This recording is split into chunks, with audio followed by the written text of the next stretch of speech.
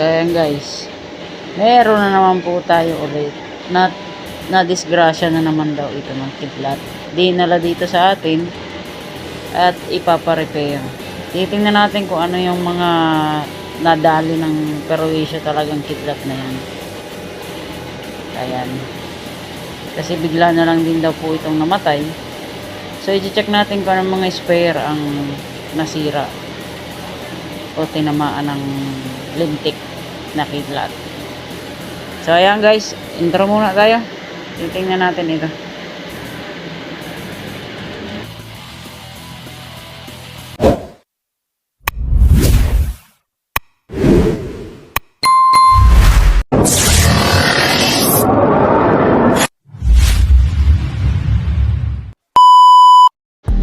So ayan, connect natin, inopen natin, isinaksak natin yung kanyang power cord.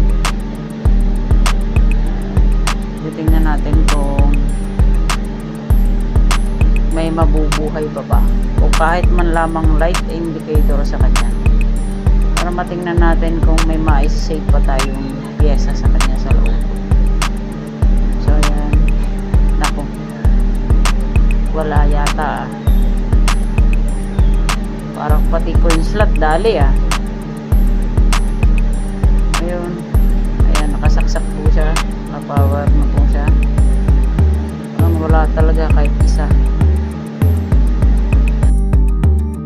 Ayan, inuna kong kinalas yung kanyang power supply. Ayan, ang power supply niya sobrang nipis lang ng wire. Ayan, ang nakita mo, ayan naman yung adapter niya, 3 ampere, 12 volts, 3 ampere. Substandard ito para sa akin. Kasi ang malimit na ginagamit ko ganitong power supply. Ayan po. Yung mga yan. O kaya yung ganito. Ayan. Chinek ko rin yung kanyang coin slot. Ayan. Detest din natin. Ididirekta ko siya sa 12 volts. Ayan. Ayan. Tester ko ng coin slot. Nagkakalibrate. Naku, patay tayo dyan. Wala rin po, patay talaga ang kahit coin slot nya, parang hindi talaga rin papakinabangan. Light indicator, wala, negative. Yan, nakita na nga ang mga nasirang spare parts. Power supply, coin slot, board, syempre yung SD card, yung relay natin, and then yung dalawang, yung module. Kuha na ako ng tigdalawa para sure. So ayan, USB to LAN, hindi ko pa rin na-check kaya wala pa dyan. So ayan, antayin na lang natin na dumating yung order na natin para mapalitan na natin yung mga pyesa na kailangan yun sa board na, sa unit na ni ate. So yun, antayin na lang natin, then update ko kayo kapag dumating na. So ayan na, dumating na yung kanyang yung mga order. Ayan, yung board, yung SD card, yung power supply, yung kanyang coin slot, yung power module, andyan na lahat, dumating na. Yung screenshot ko lang yan sa sa ratings ko dun sa store na kinuha. So ikakabit na lang natin yan para matapos na. Mabilis lang naman yan. Okay na siya, madam. Yan lang.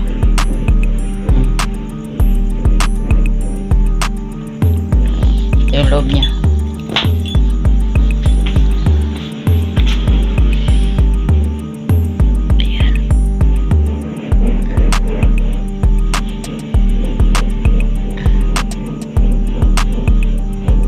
So gumagana na siya.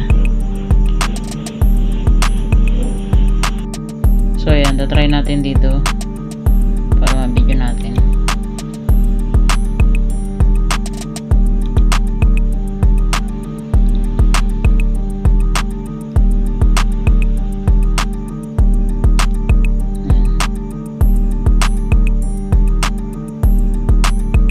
Try natin mag-insert coin.